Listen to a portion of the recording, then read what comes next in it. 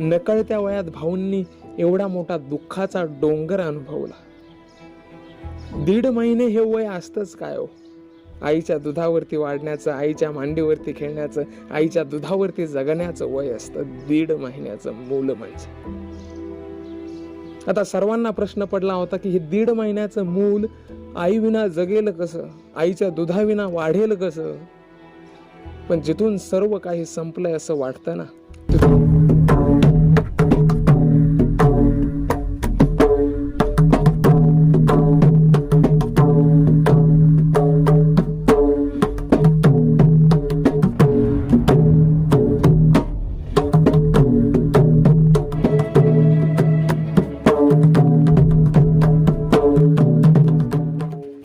चिंचोली गडावरून वाहणाऱ्या वाऱ्यामध्ये, गडाकडे घेऊन जाणाऱ्या रस्त्यावरून उडणाऱ्या प्रत्येक धुळींच्या कानामध्ये, तेथील झाडांमध्ये, तेथील दगडांमध्ये, भाऊंच्या भक्तांच्या श्वासामध्ये भाऊंचे विचार दडलेले आहेत.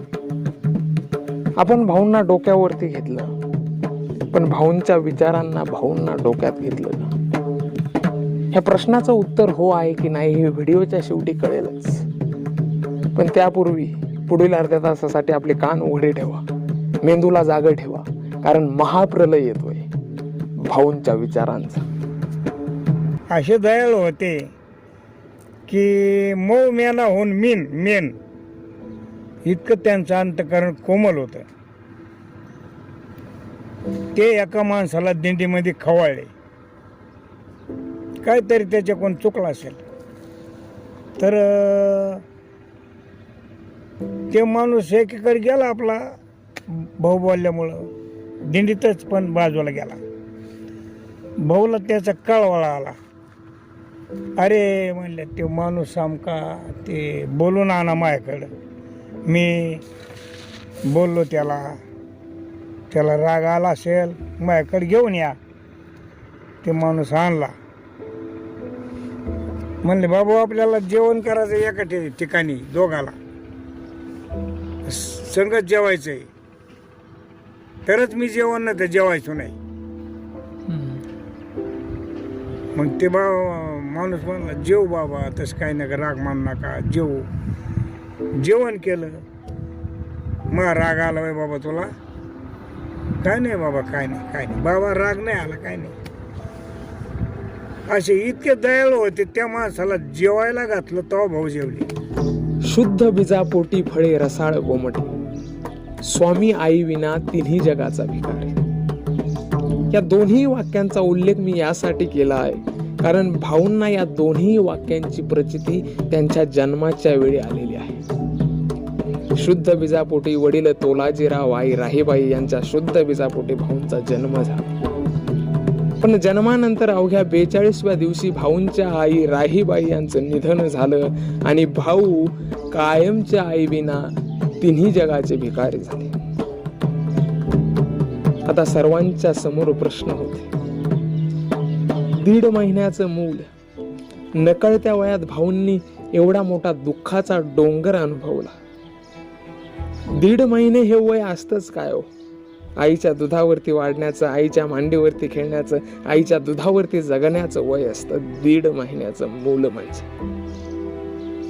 आता सर्वांना प्रश्न पडला होता की हे 1.5 महिन्याचं मूल आई विना जगेल कसं, आईच्या दुधाविना वाढेल कसं. पण जिथून सर्व काही संपलंय असं वाटतं ना, तिथून संतांचा महिमा, संतांचे चमत्कार सुरू होतात. आणि असाच एक चमत्कार झाला. भाऊंच्या आजी आबाबाई यांना पाहणा फुटला आणि त्यांनी भाऊंना दूध पाजून लहानाचं मोठं केलं. एवढे मोठे होते भाऊ, शरीराने मोठे होते, वैभवाने मोठे होते आणि तपाने मोठे होते. या 3 गोष्टींनी अफाट होते ते. म्हणून देव तिथं त्यांच्या ठिकाणी नांदत होता. त्या देवाने या निमागवान देवाने काम करावं अशी त्यांची ताकद होती भाऊची. असे कार्य करून गेले महात्मे आपल्या देशात. यांनी अफाट कार्य केले. सप्ते धरले, मोठाले नारळाचे दिंड्या काढल्या, यांनीच केलं. हे सप्त्यामध्ये बुंदी कोणाला मिळत नसं, अन्नच कोणाला खायला नसतं तर बुंदी खायची. ते म्हणले माझा एवढाच सण माझ्या वारकऱ्याला.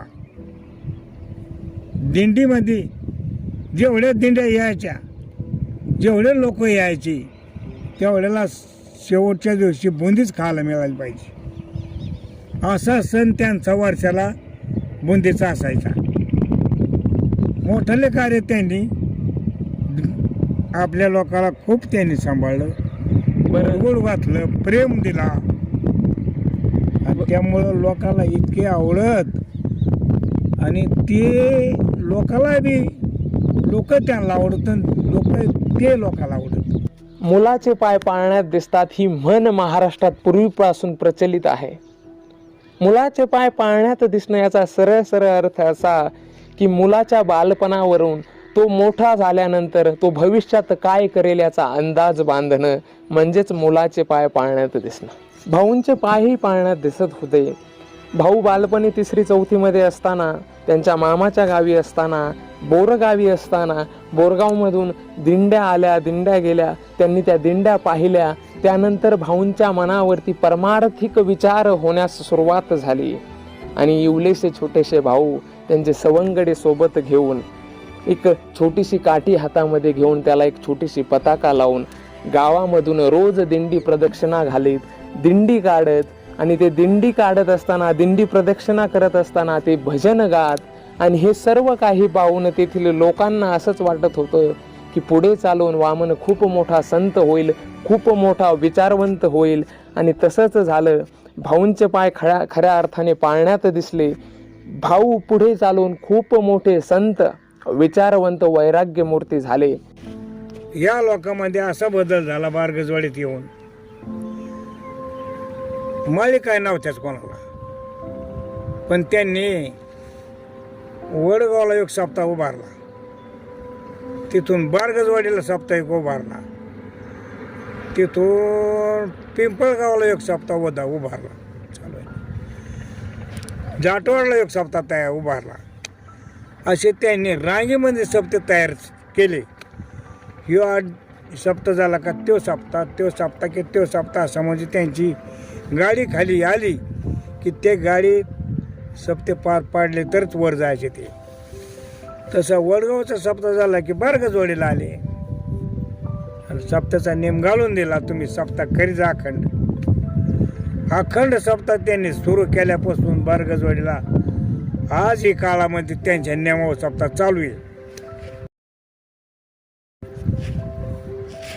असं त्यांनी मनुष्यामध्ये बदल केला. कीर्तनामधून त्यांनी मार्गदर्शन केले.